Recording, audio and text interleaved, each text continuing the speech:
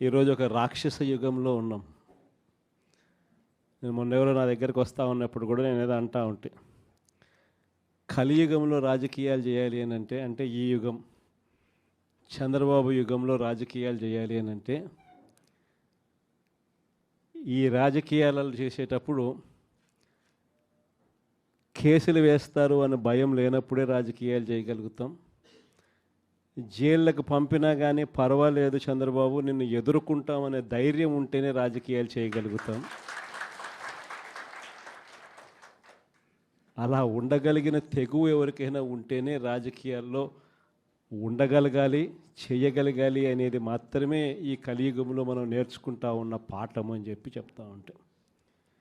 ఈరోజు నిజంగానే రాజకీయాలు అలానే తయారయ్యాయి.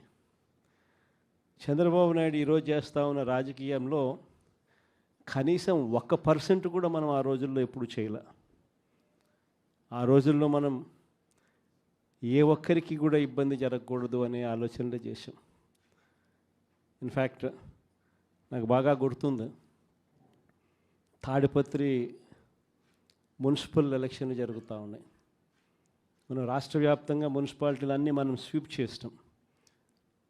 రాష్ట్ర వ్యాప్తంగా జెడ్పీటీసీలు స్వీప్ చేసినాం, ఎంపీటీసీలు స్వీప్ చేసినాం, సర్పంచ్ స్థానాలు స్వీప్ చేసినాం. మున్సిపల్ ఎలక్షన్లలో కూడా మనం ఓడిపోయింది బహుశా రాష్ట్ర వ్యాప్తంగా ఒక 2 మున్సిపాలిటీలు మనం ఓడిపోయినాం. అందులో తాడిపత్రి ఒకటి. వాళ్ళకు 18, మనకు 16. కేవలం వాళ్ళకు తేడా 2. మన ఎమ్మెల్యే వండుకొని అన్న 2 తేడా ఎత్తేద్దామన్నాడు. ఆ రోజు నాకు బాగా గుర్తుంది. అరే నేను ఒప్పుకోలా. మన ఎమ్మెల్యే అయినని కూడా నేను హౌస్ అరెస్ట్ చేయించిన. మన ఎమ్మెల్యేని నేను హౌస్ అరెస్ట్ చేసి ఎన్నిక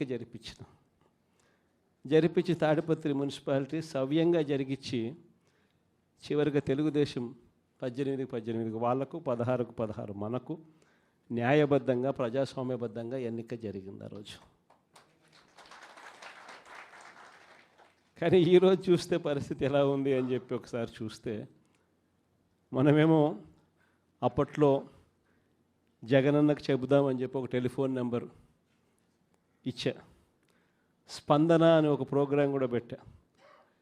ఎవరికి ఏ ఇబ్బంది వచ్చినా కూడా కులం చూడలా, మతం చూడలా, రాజకీయాలు చూడలా, పార్టీ చూడలా, చివరికి తెలుగుదేశం వానికి కూడా ఏదైనా ఇబ్బంది వచ్చినా కూడా జగనన్నకు చెబుదామని చెప్పి ఫోన్ చేస్తే చాలు, ఎమ్మెల్యేలు అడ్డుకున్నా, ఇంకొకరు అడ్డుకున్నా కూడా జగనన్నకు చెబుదామనే నెంబర్కు ఫోన్ చేస్తే చాలు, వెంటనే స్పందన ఉండేది, వెంటనే పరిష్కరించే పరిస్థితి మన హయాంలో మనం చేసాం.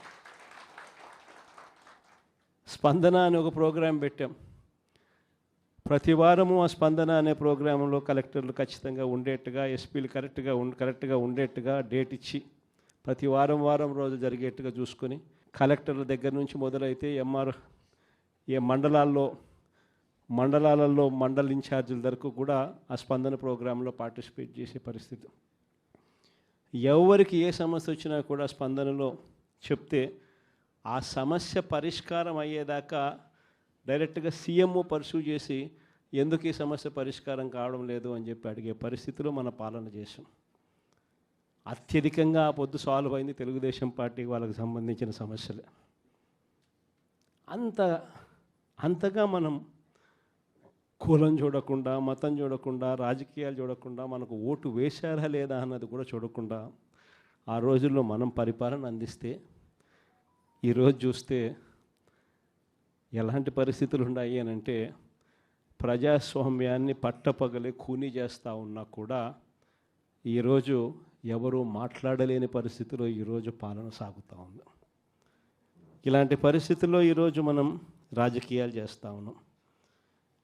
ఈరోజు మొన్ననే చూసాం తిరువూరు ఎన్నిక, ఇప్పుడు కూడా జరుగుతూ ఉంది. ఇన్ఫ్యాక్ట్ తిరువూరు ఎన్నిక చూస్తే ఆశ్చర్యం కలిగించే నెంబర్సు. ఎందుకు ఎన్నికలు చేస్తూ ఉన్నారో కూడా ఎవరికి అర్థం కాదు. అక్కడ తిరువూరు పరిస్థితి ఏమిటి అని అంటే, 17 వైఎస్ఆర్సీపీ గెలిస్తే 20లో 3 టీడీపీ.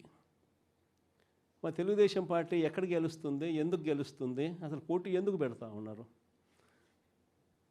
అయినా దాన్ని కూడా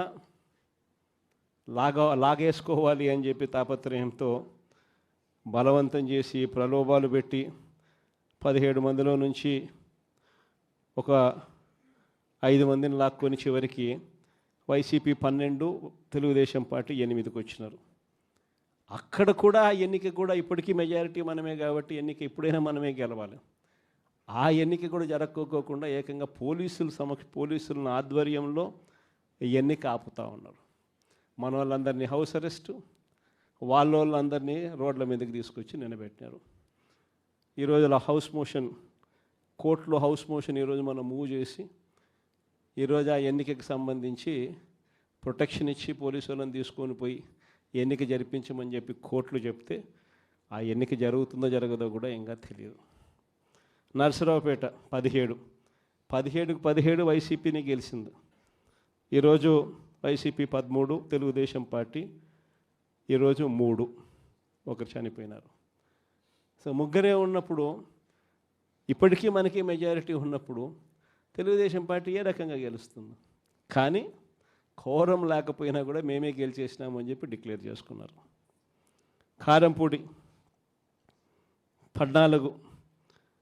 14 వైసీపీ, 14 వైసీపీనే గెలిచింది. ఈరోజు ప్రలోభాలు పెట్టి ఇంకొకటి చేసి వైసీపీ 8, తెలుగుదేశం పార్టీ 6.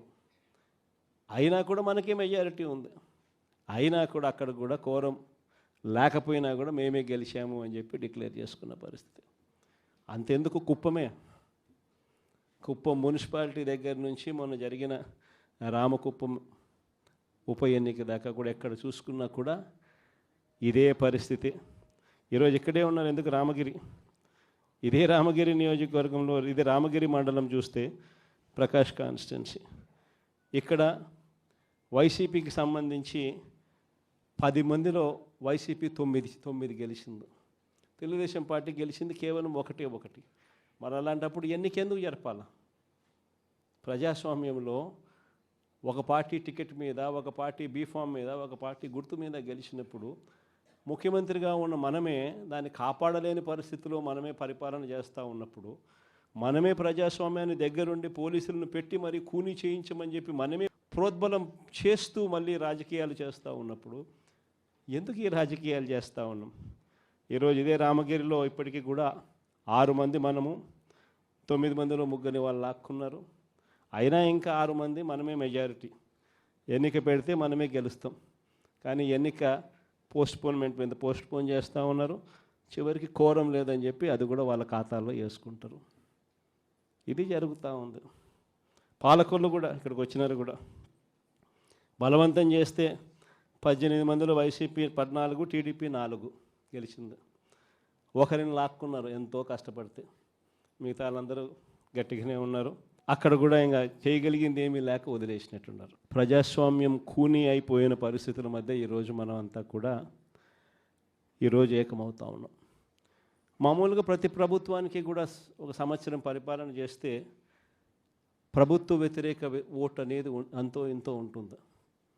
అది మామూలుగా సంవత్సరం పరిపాలన చేసిన పార్టీకి ఈ లెవెల్లో మామూలుగా ఎక్కడైనా ఉంటే, చంద్రబాబు నాయుడు గారి పరిపాలన చేస్తామని తెలుగుదేశం పార్టీకి మాత్రం ఈ సంవత్సర కాలంలోనే ఇక్కడ ఉంది. ప్రభుత్వ వ్యతిరేక ఓటు అనేది ప్రజలు కూడా ఏ స్థాయిలో చంద్రబాబు నాయుడిని ద్వేషించుకుంటా ఉన్న పరిస్థితి ఉంది అని అంటే, ఆ ద్వేషం ఈ స్థాయిలోకి ఇప్పటికే సంవత్సరం కాలంలోనే వచ్చింది. గ్రామాల్లో మొట్టమొదట కనపడేది ఏమిటి? ఈ స్థాయి నుంచి పిల్లలు మొదలు పెడతారు. చంద్రబాబు నాయుడుని ప్రశ్నించడం, చంద్రబాబు నాయుడు గారి కార్యకర్తలను ప్రశ్నించడం, చంద్రబాబు గారి నాయకులను ప్రశ్నించడం, ఈ స్థాయి నుంచి చిన్నపిల్లలు సైతం మొదలు పెడతారు.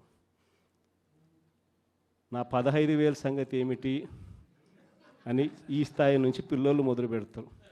ఎన్నికలప్పుడు ఏమని చెప్పాడు? ఇంటింటికి పోయాడు, ఇంటింటికి కరపత్రాలు పంచినారు, ఇంటింటికి బాండ్లు అన్నాడు, ఇంటింటికి పోయి ఏం చెప్పినాడు? ఇంట్లో చిన్నపిల్లలు, మీ ఇదే పాలకొల్లు నుంచి వచ్చిన కార్పొరేటర్లకు అయితే ఇంకా బాగా చక్కగా తెలుసు. ఆ మంత్రి రామానాయుడు అనే ఆ మంత్రి, ఆయన మాట్లాడిన మాటలు వైరల్ అవుతూ ఉంటాయి. ఇప్పుడు ఈ రోజుకి కూడా సోషల్ మీడియాలో ఆయన మాట్లాడిన వీడియో టేపు. ఆయన ఏమన్నాడు? ఇంటింటికి ఆయన పోతాడు, ఆయనతో పాటు కార్యకర్తలు అందరినీ పంపించాడు. అక్కడ పోయి ఏమంటాడు? చిన్నపిల్లలు కనపడితే నీకు 15,000, నీకు 15,000, నీకు 15,000. అదే ఇంట్లో నుంచి వాళ్ళ అమ్మ బయటకు వచ్చింది, పిల్లల అమ్మ, వాళ్ళ చిన్నమ్మ. వీళ్ళు బయటకు వస్తే వాళ్ళని చూడగానే, వాళ్ళని చూసిన వెంటనే నీకు 18,000, నీకు 18,000, నీకు 18,000 అంటాడు. సంతోషమా అని అంటాడు మళ్ళా. అంతలో ఇంట్లో నుంచి ఈ చిన్నమ్మలు, ఈ అమ్మలు, వాళ్ళ అమ్మలు బయటకు వచ్చినారు. వాళ్ళని చూడగానే నీకు 50 ఏళ్ళ వయసు కదా, మీకు 48,000, నీకు 48,000, నీకు 48,000 అన్న మొదలుపెట్టినాడు. అంతటితో ఆగల. ఇంట్లో నుంచి 20 ఏళ్ళ పిల్లోడు వస్తే ఇట్లా చూసి నీకు 36,000, నీకు 36,000, నీకు 36,000 సంతోషమా అన్నాడు. అంతటితో ఆగల. ఆ ఇంట్లో నుంచి ఒక రైతు బయటకు వచ్చినట్టు కండువా కప్పుకొని, రైతు అని చెప్పి ఎప్పుడైతే చూశాడో నీకు 26,000, నీకు 26,000, నీకు 26,000 అన్న మొదలుపెట్టాడు. ఇలా మనం చెప్పిన దానికన్నా కూడా 3 ఇంతలు 4 ఇంతలు ఎక్కువగా ఇస్తాము అని చెప్పి ప్రతి ఇంటికి కూడా వీళ్ళు చెప్పిన మాటలు వీళ్ళను వెంటాడుతూనే ఉంటాయి. ఏ ఒక్కరింటికి వీళ్ళు వెళ్ళలేని పరిస్థితి రాష్ట్రంలో ఈరోజు నెలకొని ఉంది. ఒకవైపున ఇలాంటి రాజకీయ పరిస్థితులు ఒకవైపున ఉన్నాయి. మాట మీద నిలబడని రాజకీయ నాయకుడు ఈరోజు రాష్ట్రంలో ముఖ్యమంత్రి హోదాలో ఉన్నాడు. మాట ఇస్తే ఆ మాట తప్పడం కోసమే, ఆ మాట అంటే వెన్నుపోటు పొడవడమే అని చెప్పి డెఫినిషన్ ఇస్తూ రాజకీయాలు చేస్తూ ఉన్న వ్యక్తి ఈరోజు ముఖ్యమంత్రి స్థానంలో కూర్చొని ఉన్నాడు. మరోవైపు రాష్ట్రంలో ఏది కూడా పట్టించుకునే పరిస్థితి లేదు. ఈరోజు స్కూళ్ళన్నీ కూడా నిర్వీర్యమైపోయిన పరిస్థితి కనిపిస్తుంది. ఇంగ్లీష్ మీడియం బడులు గాలికి ఎగిరిపోయిన పరిస్థితులు. గోరుముద్ద అన్న పథకం ఈరోజు కనీసం తినడానికి ఇబ్బందికర పరిస్థితులు పిల్లలు ఉన్న పరిస్థితులు. ఈరోజు ఆ పథకం వెళ్ళిపోయిన పరిస్థితి. నాడు నేడు పనులు ఆగిపోయిన పరిస్థితులు. పిల్లల చేతుల్లో ట్యాబులు పెట్టి 8వ తరగతికి వచ్చేసరికి చిక్కటి చిరునవ్వుతో పిల్లలు కనిపించే పరిస్థితి ఈరోజు తెరమరుగైపోయింది. అమ్మఒడి అనే పథకంతో పిల్లలను ప్రోత్సహిస్తూ బడులకు పంపించే తల్లులకి ఈరోజు కనీసం పలకరించే పరిస్థితి కూడా లేని పరిస్థితిలో బడులు తయారయ్యాయి. మరోవైపున పేదవాడి వైద్యం గురించి కనీసం ఆలోచన చేసే పరిస్థితిలో కూడా ఈ ప్రభుత్వం లేదు. ఏ పేదవాడికైనా కూడా వైద్యం అవసరమైనప్పుడు ఆ పేదవాడికి ప్రభుత్వం తోడుగా ఉంది అన్న భరోసా ఇవ్వగలగడం ప్రభుత్వ కనీస బాధ్యత. అలాంటిది ఆరోగ్యశ్రీకి ప్రతి నెల కనీసం నెలకు 300 కోట్ల రూపాయలు ఖర్చు అవుతుంది. ఈ ప్రభుత్వం వచ్చి 12 నెలలు. ఆరోగ్యశ్రీ బిల్లులు ఇప్పటికే 3,600 కోట్లు దాటాయి. ఆరోగ్యశ్రీ బిల్లులు ఇవ్వడంలో ఆరోగ్య ఆసరా గురించి పట్టించుకునే పరిస్థితి లేదు. ఆరోగ్యశ్రీ బిల్లులు ఇవ్వక, ఆరోగ్య ఆసరా గురించి పట్టించుకోక ఈరోజు ఏ పేదవాడైనా కూడా వైద్యం కోసం ఏదైనా హాస్పిటల్కి పోతే ఆ హాస్పిటల్లో ఈరోజు డాక్టర్లు పేదవాడికి వైద్యం అందించే పరిస్థితిలో లేరు. డబ్బులు కడితేనే వైద్యం అందిస్తాము అని చెప్పి ఈరోజు పేదవాడిని డబ్బులు కడితే తప్ప వైద్యం అందని పరిస్థితిలోకి అప్పుల పాలు చేస్తూ ఉన్న పరిస్థితి ఈరోజు రాష్ట్రంలో. ఏ రైతుకు కూడా ఈరోజు గిట్టుబాటు ధర రావడంలా, ఏ పంటకు ఈరోజు గిట్టుబాటు ధర రావడంలా. మళ్ళీ దళారీల వ్యవస్థ వచ్చేసింది. ఆర్బీకే వ్యవస్థ కుప్పకూలిపోయింది. ఈ క్రాపింగ్ గాలికి ఎగిరిపోయింది. ఉచిత పంటల బీమా కంటికి కనపడకుండా తెరమరుగైపోయింది. పంటలు ఏదైనా వరదలు వచ్చినా, నష్టం వచ్చినా వెంటనే సీజన్ ముగిసేలోగానే ఆదుకునే ఇన్పుట్ సబ్సిడీ కార్యక్రమం సీజన్లు ముగుస్తూ ఉన్నా కూడా పట్టించుకోలేని పరిస్థితి.